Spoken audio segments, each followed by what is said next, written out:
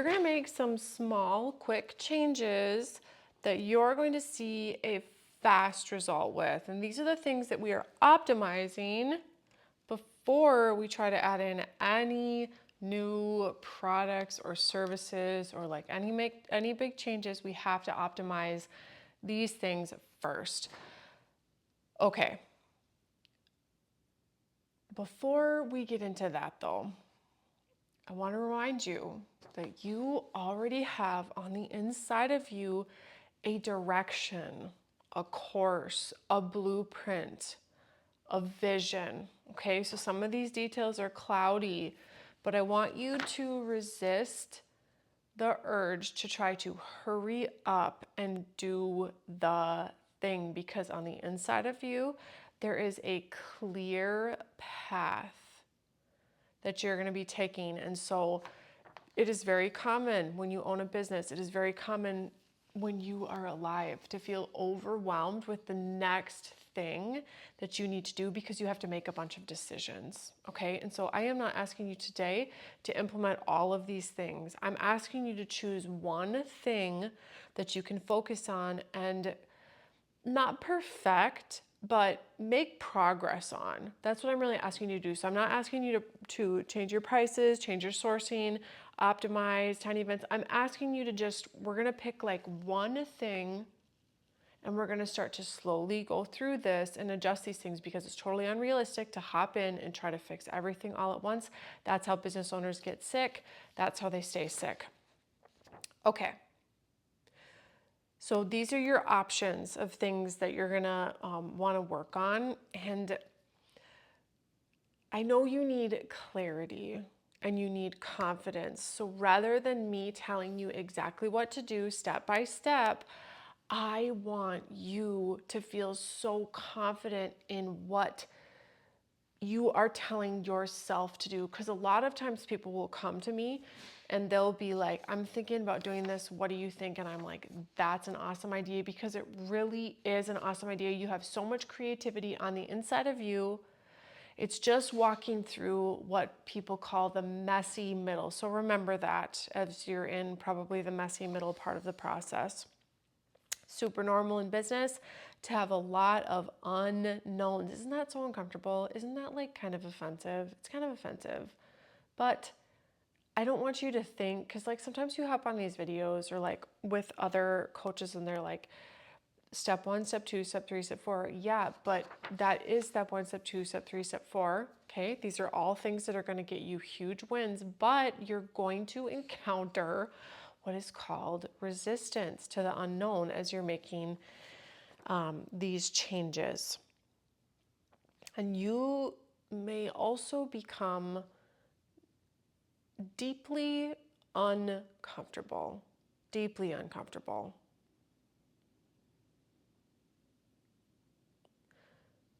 So when that happens, just know that you are doing something that you've never done before. So your body and your mind, your nervous system, the whole thing is like, excuse me, what are you trying to do here? This is breaking the pattern that we've been in for a long time. Okay. And by the way, if you're going to level up your business and make more money, you're going to encounter that sort of internal, excuse me, what are you trying to do here? Okay. You're going to encounter that. And it's so important to know that, so you're not like, oh, is this a sign that I shouldn't be like doing this? Is this resistance? Like, should I take this as a back off type of thing? And that's not necessarily what it means. Okay. So having that relationship with yourself where you can translate the information that's going on here into what's happening out here. Okay. Because a lot of people would just tell you to push through that, and that's not something that I coach on. You have to have the tension between what's going on out here and what you're doing here, okay?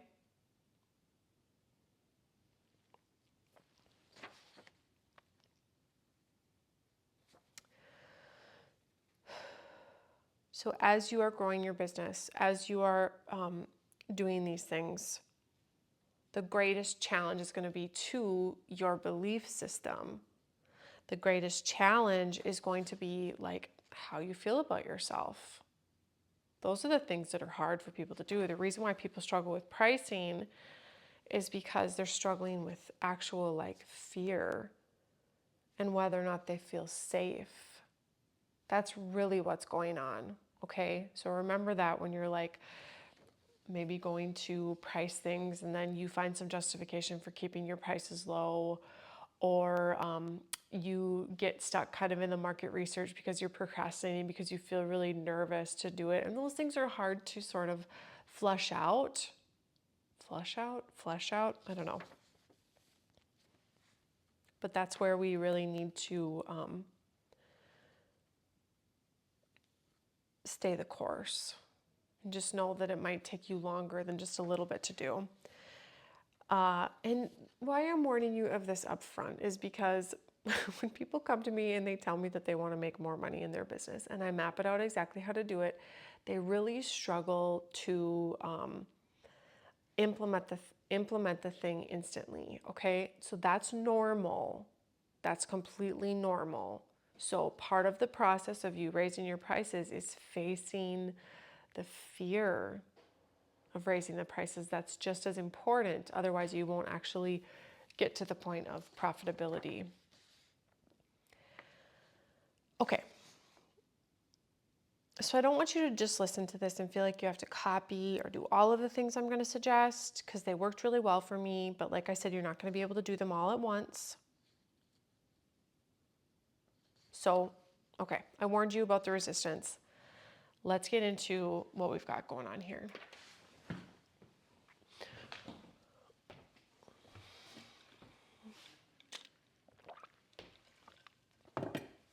Okay.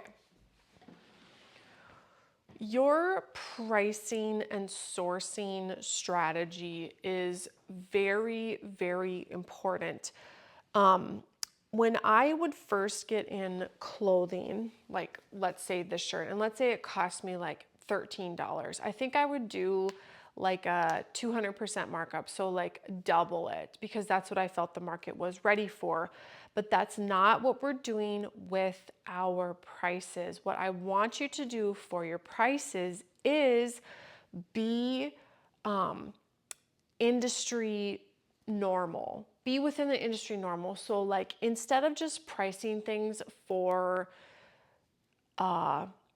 like based on how much I paid for them, I had to learn how to price based on what the market was willing to pay for them.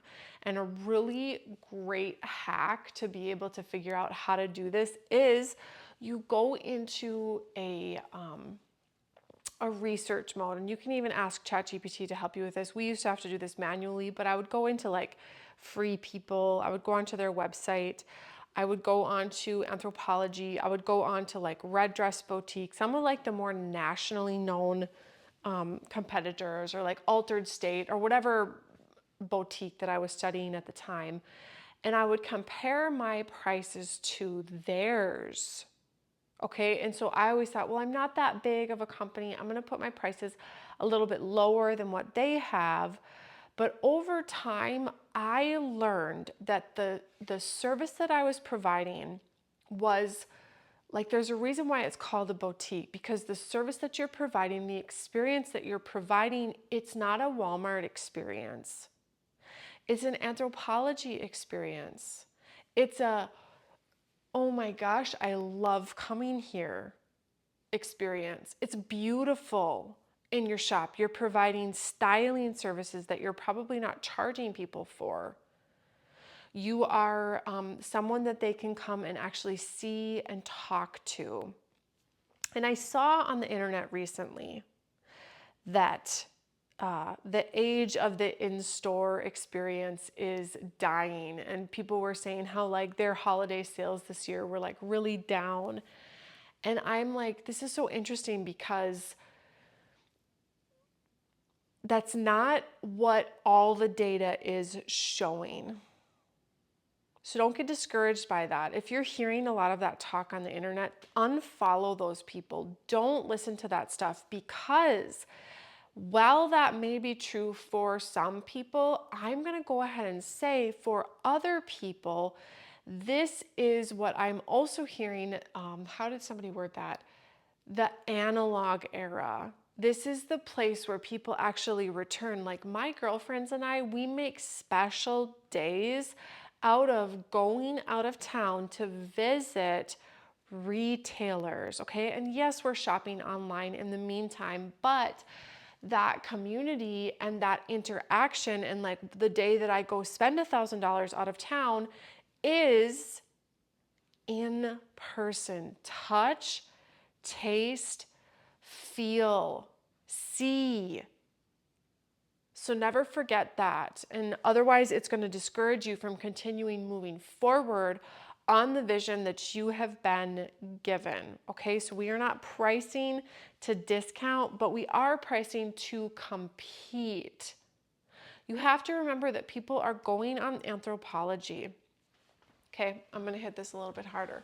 People are going on Anthropology because there's a few reasons. Because it feels really special, because it feels really unique, and because one thing that they absolutely kill it on is outfits. Okay?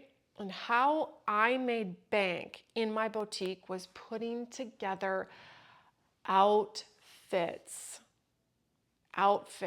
styling people, okay? Which let's move into, actually, let me finish sourcing and then let's move into optimization. Sourcing, okay? So you get the picture. We are pricing to compete. We're not competing with TJ Maxx, okay? We're not competing with Walmart. We can't compete with them. That's not where we're at. We are competing with the higher end stores. We're competing with the Anthropologies. Okay, just think Anthropology. They're like the gold standard anyways for like what we're trying to do. Okay, sourcing. Now, based on that, what I would do, and I loved this, I loved finding, because here's the thing. I had a very high level gift of being able to see if something was going to actually look good on the body. Did it have a good fit? Did it have a good drape? Were the seams in the right places? Okay. And I got to the point where I could hold something up on a hanger and go, this is going to look like garbage. We're not buying it. Okay. So what that allowed me to do is it allowed me to go off brand. I no longer needed to rely on like fashion houses. I loved UMG because their prices were always pretty low, but I loved going off brand in stock pieces because then I didn't have to pay for the brand label and I could take the highest cut. Okay. And by the way, Free People does this. Okay. It's like they're sourcing the pieces. So when you go to Fashion Go or whatever I don't know if people use Fashion Go as much anymore. There's another one called Fair, I think, or when you go to market, you're looking for pieces that are priced low, but are put together, not like really well, but like to get through a good season. By the way, please just stay away from rayon. Stay away from rayon, stay away from nylon. No one needs it in their life. Polyester, polyester holds up the best. You don't have to worry about things shrinking. If it's rayon, just run away. Just run for your life. Okay. Pricing and sourcing. Okay, so you have to get good at finding cuts that are really great. By the way, when we would go to market, this worked so well. When we go to market, or even when we were buying online, if we were running out of pieces, I would ask people, hey, do you love this or should we leave it? I would do a carousel post or I would do a video and I would show people all the pieces one by one and I would say, love it or leave it. And then people would tell me if they wanted it or if they didn't want it. And then it was up to me to put together the outfits that looked really good. So let's go into optimization. Now I'm using my boutique as an example, but I need you to translate this into whatever your industry is. If you came into this program before it was more, more for specifically boutique owners, I need you to translate this into your industry and let it cross over into maybe something that your industry has not really done before. Okay, optimization.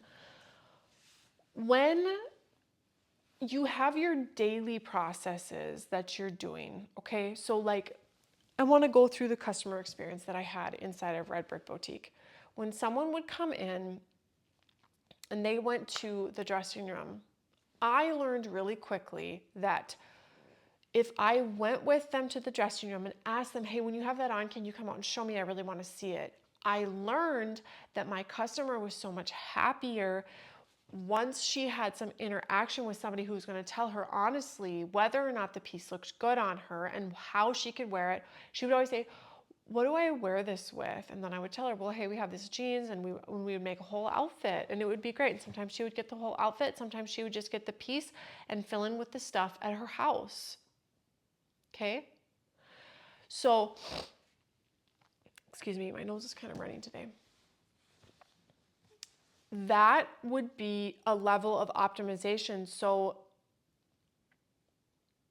another way that you can optimize, I don't think that people who have brick and mortar stores really realize, because I was like oblivious to this until I started running ads on the internet, and I was like, oh my gosh, the value of someone coming in off of the street, okay, coming into your store and actually physically being in your store is like such a high value touch point that they're willing to like get on your email list. They're willing to like sometimes even give you their phone number because they want to be contacted again. They want to buy from you again, especially when they buy something. But even the people that don't buy something, please understand that every single person who comes into your shop, or every single person who has brushed shoulders with you in one way or another in your company, get their contact information. Okay, so let's go back to the dressing room. This is what optimization is. You're at the dressing room. They pick out an outfit. They're going to the checkout counter, and you say to them, hey, do you want me to send you more outfits in a couple weeks? We're going to be getting some new arrivals, and do you want me to show you some things that I think would look good on you? Something like that. Ask them if they would like that, because obviously they liked it when you styled them. So what else would they like? Another thing that we would do, and then you get their phone number. Do you understand how this process works? And then when you can kind of create profiles for people based on like maybe what size they wear, what their style is, not necessarily what their style is, because if they're at your store, they're going to get a certain style that's you, it's the style of your store. But like what their body shape is, the type of pieces that look good on them, the type of pieces that they're kind of drawn toward, and then send them a picture of an outfit through text message, like a personalized text message, not just like an email blast to your whole list, but to that individual person. If you built a base like that, this is what Stitch Fix does. And then they have a subscription box, but it doesn't have to be automated like that at this stage of your business. It's just building. Oh, there's a bluebird outside my window. I love it because it's snowing here, and I just love when they show up. Okay, sorry. I got distracted by that bluebird. So pretty.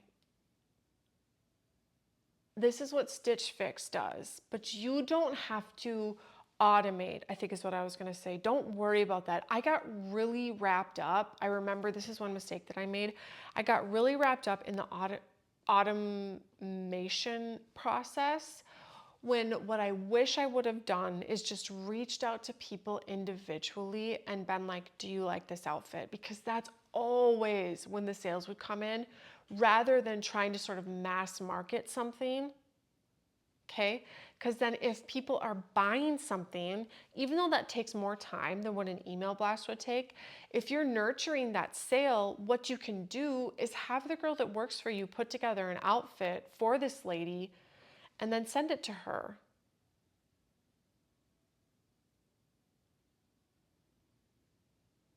Okay, see where I'm going with this? If you are getting the money coming in, then you can afford to have somebody help you with it, or hire an assistant, a virtual assistant that lives in Illinois. That's where mine lives. She lives in Illinois, and she can do it over the internet. She can make you a little, rather than doing a flat lay and going into your shop, she can make you a little thing on Canva or whatever. You know how people do those like mood boards, or not mood boards, but they're like on Pinterest, and it shows like this is the couch, but then they cut out the background. There's like a button on PicMonkey where you just push the button, it removes the background, and then you can send the people it on like a flat board, so you don't actually have to go into your shop if you're somehow unable to. Do you see what I'm saying? Then you can send it to them and it looks really pretty. You can put her name at the top, and then you can send that outfit to multiple people, but just change the name at the top.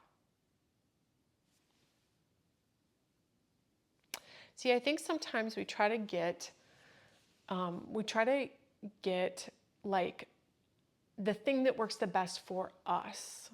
We want it to really serve us.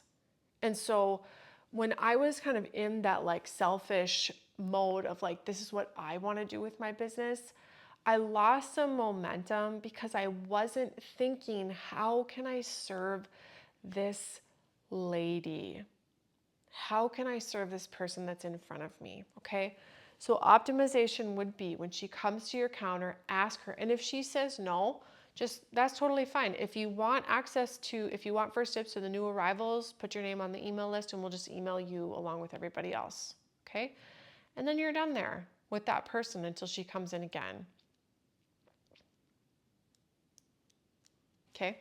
So cut your expenses of how much the piece is costing, price according to the market and not necessarily according to how much it costs you. Like a bralette like this, we'd buy them for $6 or something, and I was selling them for $30. Is that how much of a markup? Or maybe even more than that, $32, $28, whatever it was. Maybe we would sometimes get them on sale for like $4 or $5. And then are we like at 500% markup or something? Anyways, people could do this with thrift store items too. I love the thrift store hauls. Like this is thrift or vintage. This is vintage.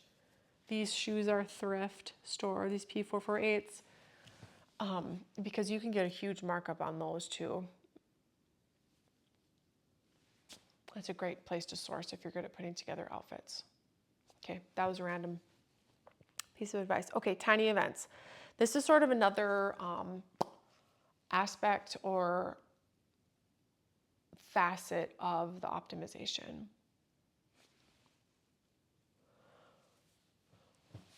Oh man, I posted an example of it yesterday on social media. What did I say?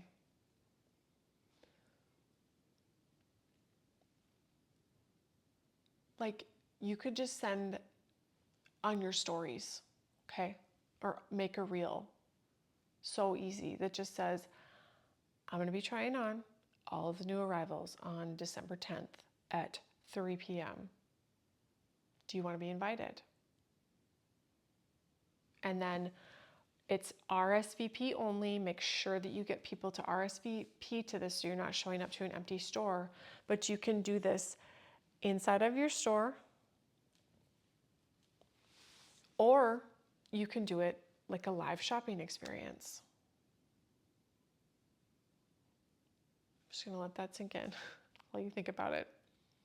Because we have the internet at our disposal and we really need to be using it to our full benefit. Okay, so that would be an example of a tiny event. There are events that don't take that much to plan. You already, and maybe it would save you some time too if you did the tiny event before you put the price tags on it. Because then you don't have to like print off all the barcodes and everything like that. If you want to. You can do it however you need to for your bookkeeping. Okay, so cutting expenses and budgeting.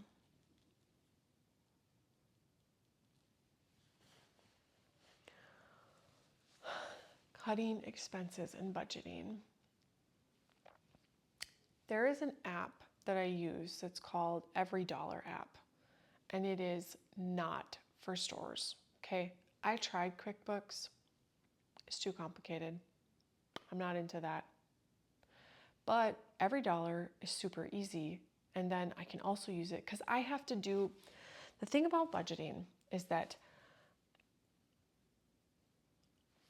I have to do books anyways. So in the Every Dollar app, I put in all of the my tax categories, right? Supplies. ChatGPT can help you with tax categories, okay? And then twice a month or once a week, you go in and it asks you, hey, what was this for? And it starts to learn, your buying patterns. And then it can put it in there for you. But I think it's like $19 a month, okay? And then at the end of the year, you just like print off the thing, or at the end of every month and you send it to your accountant and then they do all of the paperwork for you and you're not stressed at the end of the year anymore. Also, when you're first doing this, this could be a whole class. I think we are actually doing this for the next master class is about budgeting. I can't remember. I think it is. But you have to have an accurate picture of what your finances are doing. It's not really, and like month to month, sales versus expenses, because you need to be able to adjust. So if you have a full quarter of some department within your store, like tanking, like candles or lotions or perfumes or whatever the thing is, stuffed animals, if you have a whole quarter of something tanking, I would honestly consider maybe for the next quarter, let's not order that again. Let's just put it on sale and not get it again. Because the real estate of your store needs to be full of things that are flying off the shelf. By the way, if you want a really good way to know what's going to sell and what's not going to sell, go look at, ChatGPT can help you with this, but go look at Free People and Anthropology, and you can break down, you can search, I wish I had a computer to show you this right now, but you can search on there product categories. So women's tops, okay? They're gonna show you t-shirts, they're gonna show you sweatshirts, they're gonna show you blouses, they're gonna show you statement tops, but you can break it down further. So then you're gonna see the total number of tops that are at the top. Write that number down, okay? Then break it down further and see how many t-shirts they're selling. See how many t-shirts they have in stock. See how many tank tops there are. See how many graphic t-shirts. See how many women's blouses. See how many sweaters. See how much cashmere. You see what I'm saying? And then you buy your pieces according to their percentages. I promise you right now, if you go do this, the highest department that they're going to have most likely is going to be t-shirts and graphic t-shirts. It's going to be very high. Sweatshirts, long sleeve t-shirts, those pieces that are super easy to wear. Okay, then it's probably going to be blouses for like work and everything. And so what that tells you is that I should invest the same percentage of my space inside the store. So my total product count, let's say I have 150 different pieces, like runs of something within my store. So not like, so of this shirt, let's say there's 6 packs of 6, okay? We have 150 different styles or 150 different pieces, okay? The vast majority of it, the highest percentage of those pieces is going to be t-shirts. Go look at Anthropology, go look at Free People and do these calculations. Ask ChatGPT to help you. And then that's where you should also spend your dollars. How many camis are they selling? How many tank tops? How many blouses? So their numbers are going to be in the thousands and your numbers are going to be in the hundreds. But the percentages are going to be the same because the psychology of the customer that shops on Anthropology is the same as the girl who shops with you. See what I'm saying? Study the market. Okay. And then if you notice that a lot of your money went toward this like super cute faux fur coat that you really wanted, that nobody really bought, maybe we should scale it back on how many statement pieces are in the store. Statement pieces are really important, but they also need to be priced accordingly. Okay.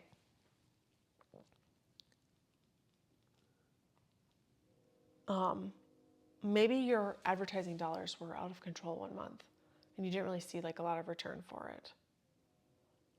It's not really a great example because most people don't spend very much on their advertising at this stage in the business. Okay, this is a real example. We had a plus size section because I wanted to be like inclusive. I wanted everybody who came into the shop to be able to buy something that fit her well. And so we invested into a plus section, and unfortunately, we did not see a lot of action on the plus size section. Okay, and so we tried a few things to be able to sell better, but what we found for our shop is that actually cutting out the plus size section and just offering size small up to size extra large is what got us the most return on investment. And that was a hard decision to make.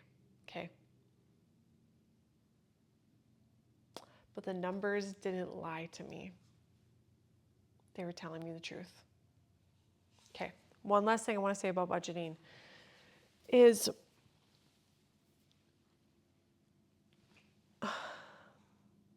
so raising the prices, cutting the expenses, that's the fastest way to add more money into your personal pocket. Budgeting,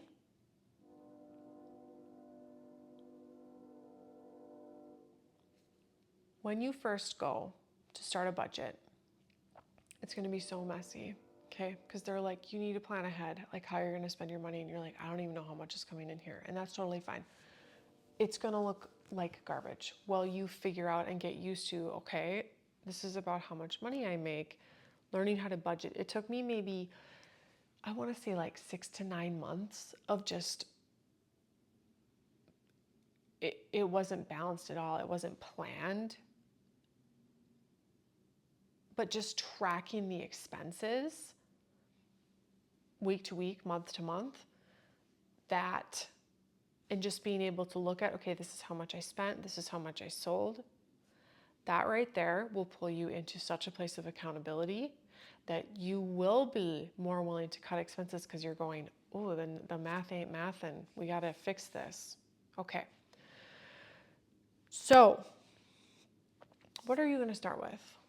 Your assignment for this week, for this masterclass, for the first part of December is, what are you going to start with? Do you want to try to plan a tiny event? Do you want to raise your prices from your next order? Do you want to start to look for places that you can order from that aren't going to cost you as much money? Do you want to start with a budget? Pick one. Pick one of them.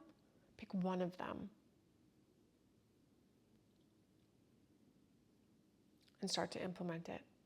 Okay? Then maybe come back here in a month, watch this again, and pick the next thing that you're going to be working on.